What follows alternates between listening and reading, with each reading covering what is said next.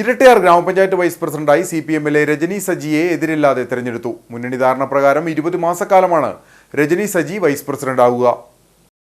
ഗ്രാമപഞ്ചായത്തിലെ 14-ാം വാർഡ് അംഗമാണ് രജനി സജി. മുന്നണി ധാരണപ്രകാരം വൈസ് പ്രസിഡന്റായിരുന്ന കേരള കോൺഗ്രസ് എമ്മിലെ സിനി മാത്യു രാജിവച്ചതിനെ തുടർന്നാണ് തെരഞ്ഞെടുപ്പ് നടന്നത്.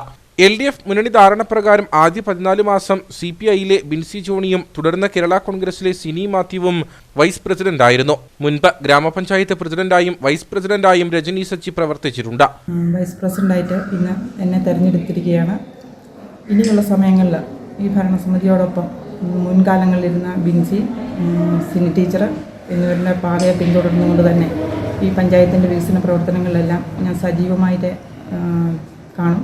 ഗ്രാമപഞ്ചായത്ത് പ്രസിഡന്റ് ജിഷ ഷാജി വൈസ് പ്രസിഡന്റിന് സത്യവാചകം ചൊല്ലിക്കൊടുത്തു. വൈസ് പ്രസിഡന്റായി തെരഞ്ഞെടുക്കപ്പെട്ട ഇരട്ടയാർ ഗ്രാമപഞ്ചായത്തിലെ വൈസ് പ്രസിഡന്റായി തെരഞ്ഞെടുക്കപ്പെട്ട രജനി സജി പുതുപ്പറമ്പിൽ എന്ന ഞാൻ നിയമാനുസരണം നടപ്പാക്കുന്ന ഇന്ത്യൻ ഭരണഘടനയോടും യഥാർത്ഥമായ വിശ്വാസവും കൂറും പുലർത്തുമെന്നും ഇന്ത്യയുടെ പരമാധികാരവും അഖണ്ഡതയും നിലനിർത്തുമെന്നും ഭയാശങ്ക കൂടാതെയും മമതയോ വിദ്വേഷമോ കൂടാതെയും ഞാൻ എൻ്റെ ഔദ്യോഗിക കൃത്യങ്ങൾ യഥാവിധിയായി വിശ്വസ്തയോടുകൂടി എൻ്റെ പരമാവധി കഴിവ് പ്രയോജനപ്പെടുത്തുകയും നിർവഹിക്കുമെന്നും ഈശ്വരനാമത്തിൽ സത്യപ്രതിജ്ഞ ചെയ്യും.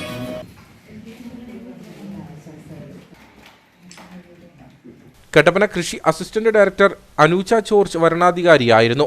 5 അംഗങ്ങളുള്ള UDF തെരഞ്ഞെടുപ്പിൽ നിന്നും വിട്ടുനിന്നു. ഗ്രാമപഞ്ചായത്ത് മുൻ പ്രസിഡന്റ് ജിൻസൺ വർക്കി, ഗ്രാമപഞ്ചായത്ത് അംഗങ്ങളായ Anand Vilayil, Sini Mathew, CPM area committee അംഗം PV ഷാജി എന്നിവരും ചടങ്ങിൽ പങ്കെടുത്തു.